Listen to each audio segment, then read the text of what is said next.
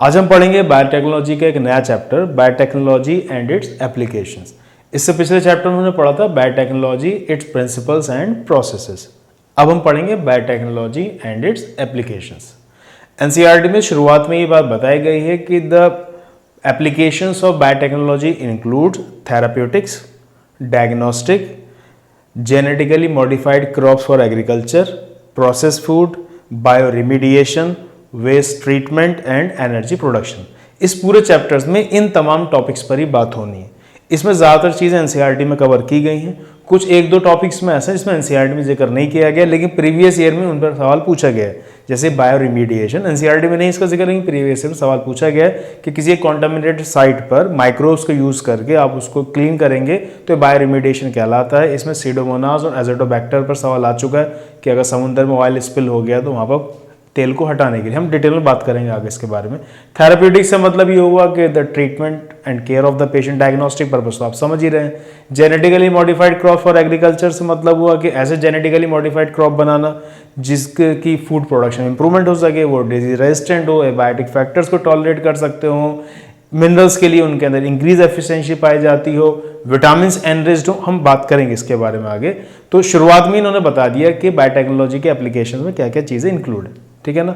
फिर आगे ने बताया कि the 3 critical research areas for biotechnology includes, मतलब कि बायोटेक्नोलॉजी के जो 3 क्रिटिकल रिसर्च एरियाज हैं उसमें पहला है कि ऐसा बायो कैटलिस्ट बनाना या ऐसा कैटलिस्ट बनाना जो कि यूजुअली एक माइक्रोब होता है या फिर प्योर एंजाइम होता है जिसे हम किसी पर्पस में इस्तेमाल कर सकते हैं। दूसरा, जेनेटिक इंजीनियरिंग के जरिए ऐसी कंडीशंस क्रिएट करना, ऐसी ऑप्टिमल कंडीशन क्रिएट करना जिससे कि वो बायो कैटलिस्ट यानी कि वो मॉडिफाइड ऑर्गेनिज्म बहुत अच्छे से काम कर सके। तीसरा, डाउनस्ट्रीम प्रोसेसिंग, कोई भी प्रोटीन या ऑर्गेनिक कंपाउंड जो आपने हासिल किया होगा इन माइक्रोब्स या इन एंजाइम्स के जरिए आप उसे प्योरीफाई कर सकें, वो कहलाता है डाउनस्ट्रीम प्रोसेसिंग। पिछले चैप्टर में पढ़ भी चुके हैं। क्या बात समझ में आ गई? मैं इन बातों को, क्योंकि अभी तो खत्म होगी 2 मिनट बाद, आपको समझ में आ जाए इसलिए मैंने इसको लिख भी दिया ताकि एक बार मैं आपके सामने पढ़ूं, ताकि 2 बार सुनने में आपको बात अच्छे समझ में भी आ जाए। तो शुरुआत में एनसीईआरटी में लिखा हुआ the applications of biotechnology include therapeutics, diagnostic, genetically modified crops for agriculture, process food, bioremediation, waste treatment and energy production. ये सातों हेडिंग्स आपको रटी होनी चाहिए, एक नया सवाल नीट में इससे बन के आ सकता है।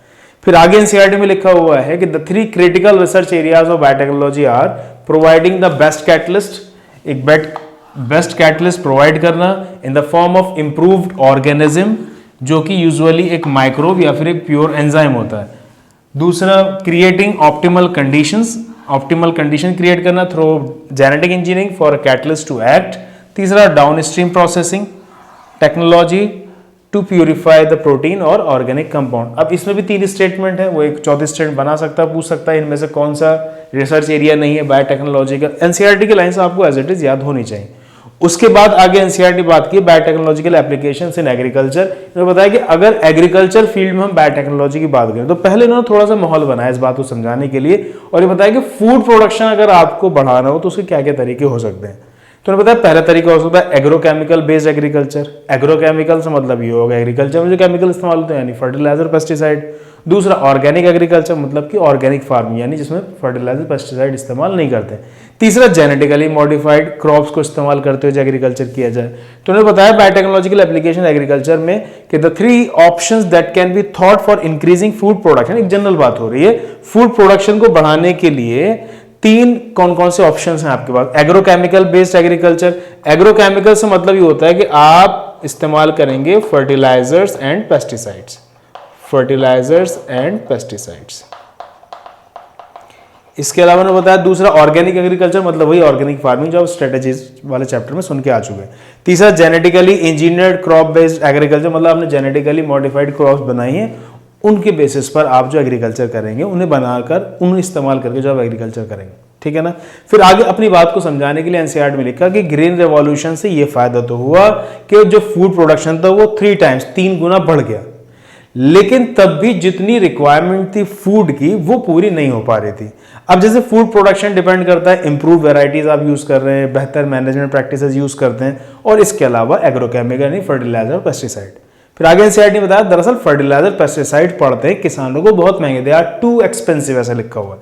दूसरी बात फिर उन्होंने बताया कि जो कन्वेंशनल ब्रीडिंग मेथड्स हैं उनसे भी बहुत ज्यादा अच्छे रिजल्ट्स नहीं आते हैं। तो कहीं ना कहीं फिर ये मजबूरी बन जाती है या फिर ये जरूरत पेश आती है कि जेनेटिकली मॉडिफाइड क्रॉप्स होनी चाहिए जिनको इस्तेमाल करके हम फूड प्रोडक्शन को बढ़ा सकें और जो हमारी पॉपुलेशन जो लगातार बढ़ती चली जा रही है इसकी फूड रिक्वायरमेंट पूरी हो सके। तो फिर उन्होंने आगे ये बताया कि ऐसा कोई भी बैक्टीरिया या फिर फंजाई, प्लांट या एनिमल जिसके जीन को एल्टर करके उसको थोड़ा सा इंप्रूव बनाया जाए वो कहलाएगा जेनेटिकली मॉडिफाइड ऑर्गेनिज्म। अब उनमें फिर वो प्लांट जिनके जीन्स को एल्टर करके उनको थोड़ा सा मॉडिफाई किया गया वो कहलाएंगे जेनेटिकली मॉडिफाइड प्लांट्स। तो ये जो जेनेटिकली मॉडिफाइड प्लांट्स हैं इनको जीएमपीज भी कहा जाता है, इनके कुछ कैरेक्टरिस्टिक फीचर दे रखे हैं एनसीईआरटी में। तो मैं एक बार इसे हटा के इन्हें बताता हूँ आपको और उनसे रिलेटेड जो सवाल एनसीईआरटी में दे रखे हैं उन्हें कवर करता हूँ। तो एनसीईआरटी में आगे लिखा हुआ है कि ऐसे प्लांट्स, एनिमल्स, फंजाई और बैक्टीरिया जिनके जीन्स में कुछ मैनिपुलेशन किया जाए ताकि वो थोड़े बेहतर हो सकें वो कहलाते हैं genetically modified organism. Genetically modified organism में उन्होंने जेनेटिकली मॉडिफाइड प्लांट्स को थोड़ा बेहतर समझाया है कुछ पॉइंट्स के साथ कि जेनेटिकली मॉडिफाइड प्लांट्स बनाए जाते हैं ताकि वो एबायोटिक स्ट्रेस को झेल सकें। एबायोटिक स्ट्रेस जैसे कि बहुत ज़्यादा अगर गर्मी है, ठंड है, सूखा पड़ गया, ड्रॉट है, पानी नहीं है या फिर सॉल्ट बहुत ज़्यादा है ज़मीन के अंदर, ऐसे में प्लांट रेजिस्टेंट हो जाए एबायोटिक स्ट्रेस के लिए तो उन्हें जेनेटिकली मॉडिफाइड बनाया जाता है। इसके अलावा पेस्ट रेजिस्टेंट प्लांट बनाए जाते हैं। अब जैसे कि जब किसान खेत में फसल लगाता है तो बहुत सारे ऐसे पेस्ट हैं, पेस्ट हर वो चीज़ जो कि खेत में प्लांट को नुकसान पहुंचाए, तो हर वो चीज़ जो कि प्लांट को नुकसान पहुंचाती है पेस्ट। तो पेस्ट को मारने के लिए हम केमिकल्स यूज़ करते हैं, पेस्टिसाइड। तो अगर हम पेस्ट रेजिस्टेंट प्लांट बना लेंगे तो इन पेस्टिसाइड्स के ऊपर, इन एग्रो केमिकल्स के ऊपर बहुत ज़्यादा डिपेंडेंसी नहीं रहेगी, है ना, पैसा बचेगा बहुत ज़्यादा, है ना। इसके अलावा पोस्ट हार्वेस्ट लॉसेस को बचाने के लिए, पोस्ट हार्वेस्ट लॉसेस कहने से मतलब ये है कि जब फसल काट कर रख दी जाती गोडाउन्स में तो बहुत सारे ऐसे फंगस हैं, बैक्टीरिया हैं, इंसेक्ट्स हैं जो कि फसल को नुकसान पहुंचाते रहते हैं। तो अगर इन प्लांट्स को उन बैक्टीरिया, उन इंसेक्ट्स के लिए रेजिस्टेंट बना लिया जाएगा तो पोस्ट हार्वेस्ट लॉस से बहुत ज़्यादा बचा जा सकेगा। इसके अलावा जेनेटिकली मॉडिफाइड प्लांट को बनाया जाता है ताकि उसके अंदर मिनरल्स को इस्तेमाल करने की एफिशिएंसी बढ़ सके। ऐसा इसलिए किया जाता है क्योंकि अगर प्लांट्स की एफिशिएंसी नहीं बढ़ाई जाएगी मिनरल्स को इस्तेमाल करने की तो फिर ज़्यादा अमाउंट में मिनरल्स खींचेंगे ज़मीन में से तो सॉइल की फर्टिलिटी खराब होने लगती है। तो अगर मिनरल्स को यूज़ करने की एफिशिएंसी बढ़ा ली जाएगी तो फिर सॉइल की फर्टिलिटी लंबे टाइम तक मेंटेन रहेगी। इसके अलावा न्यूट्रिएंट एनरिच्ड क्रॉप बनाई जाती है जेनेटिकली मॉडिफाई करके, जैसे गोल्डन राइस आपने नाम सुना होगा कि विटामिन ए एनरिच्ड राइस है, तो विटामिन ए का कंटेंट बंदे को मिलता रहेगा, वो गोल्डन राइस लगातार खाता रहे। पुराने पेपर में, नीट में बहुत बार सवाल आ चुका है कि golden rice vitamin A enriched rice है, ठीक है ना। इसके अलावा जेनेटिकली मॉडिफाइड प्लांट्स को बनाया जाता है टेलर मेड प्लांट्स बनाने के लिए। टेलर मेड प्लांट्स कहने से मतलब ये है कि अगर प्लांट्स को उगाया जाता है किसी स्पेसिफिक पर्पस के लिए, जैसे फॉर एग्जांपल स्टार्च हासिल करने के लिए, फ्यूल हासिल करने के लिए, फार्मास्यूटिकल दवाइयों के लिए, तो वो प्लांट जो कि स्टार्च के लिए, फ्यूल्स के लिए, फार्मास्यूटिकल्स के दवाइयों के लिए खासतौर से उगाए जाते हैं वो कहलाते हैं टेलर मेड प्लांट। तो इनको भी जेनेटिकली मॉडिफाई कर दिया गया ताकि ज़रूरत अच्छी तरीके से पूरी कर सके। एनसीईआरटी में पेस्ट रेजिस्टेंट प्लांट्स को थोड़ा डिटेल में समझाया गया है, बीटी कॉटन की एग्जाम्पल लेकर। हम इसके बाद बीटी कॉटन को थोड़ा अच्छे से समझ लेंगे। एक बार बताया तो मैंने आपको क्या बताया, मैंने बताया कि एनसीईआरटी बात लिखी हुई है कि प्लांट्स, बैक्टीरिया, फंजाई और एनिमल्स के जीन्स को मैनिपुलेट किया जाता है जिससे कि थोड़े बेहतर हो सके, ये कहलाते हैं जेनेटिकली मॉडिफाइड ऑर्गेनिज्म, शॉर्ट में बोला था GM. Genetically modified plants having useful in many ways, इन्होंने इनके कुछ पॉइंट्स कवर किए जो पुराने पेपर पूछे गए हैं। जैसे कि जेनेटिकली मॉडिफाइड जब प्लांट हो जाते हैं तो plant crop more tolerant to abiotic stress, वो ज्यादा टॉलरेंट हो जाते हैं एबायोटिक स्ट्रेस के लिए, यानी कोल्ड, ड्रॉट, सॉल्ट और हीट। इसके अलावा reduce reliance on chemical pesticide, यानी pest resistant crops genetically modified करके उनको पेस्ट रेजिस्टेंट बनाया जाता है जिससे कि हमें पेस्टिसाइड बहुत ज्यादा इस्तेमाल ना करने पड़े। इसके अलावा help to reduce post harvest losses, इस पर भी सवाल आ चुका है। पोस्ट हार्वेस्ट लॉसेस काफी कम हो जाते हैं जेनेटिकली मॉडिफाई करने से। Increase efficiency of mineral usage by plant, this prevents early exhaustion of fertility of soil, mineral usage की एफिशिएंसी बढ़ जाएगी तो फिर सॉइल फर्टिलिटी पर ज्यादा फर्क नहीं पड़ेगा। इसके अलावा enhance nutritional value of the food, जैसे for example golden rice is vitamin A enriched rice, बहुत बार कॉम्पिटिशन पर इस पर सवाल आ चुका है, हम आगे इस पर और डिटेल में बात करेंगे। इसके अलावा in addition to these uses genetically modified plants have been used to create tailor made plants. Tailor made plants. Tailor made plant वो प्लांट जो किसी स्पेसिफिक पर्पज के लिए उगाए जाते हैं। To supply alternative resources to industry in the form of starch के लिए, फ्यूल्स के लिए, या फिर दवाएं फार्मास्यूटिकल्स के लिए। Some of the application of biotechnology in agriculture that you will study in detail are the production of pest resistant plants. Pest resistant plant मतलब इंसेक्ट पेस्ट रेजिस्टेंट प्लांट, जैसे कि बीटी कॉटन बनाया गया, which would decrease the amount of pesticide use. तो अब हम आगे पढ़ लेते हैं पेस्ट रेजिस्टेंट प्लांट जो एनसीईआरटी में थोड़ा डिटेल में दे रखा है। बीटी कॉटन, इससे मतलब क्या है यहाँ बीटी से, और इससे रिलेटेड पुराने पेपर में क्या सवाल आ चुके हैं। नेक्स्ट टॉपिक है हमारा बीटी कॉटन। बीटी कॉटन में पहला सवाल कंपटीशन में यही पूछा जाता है कि बीटी कॉटन में बीटी स्टैंड्स फॉर।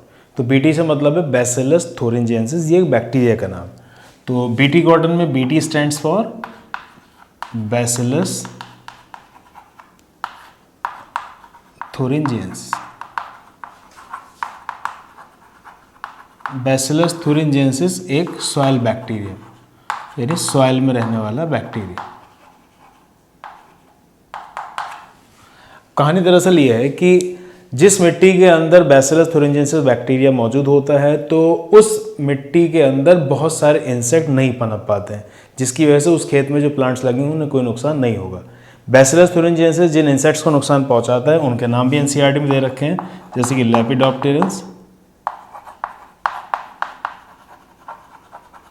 इसमें आ जाएंगे टोबैको बर्डवॉर्म,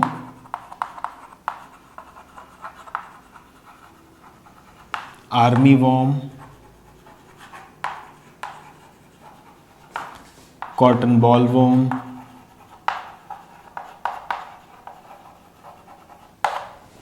सिलेप्टेरेंस,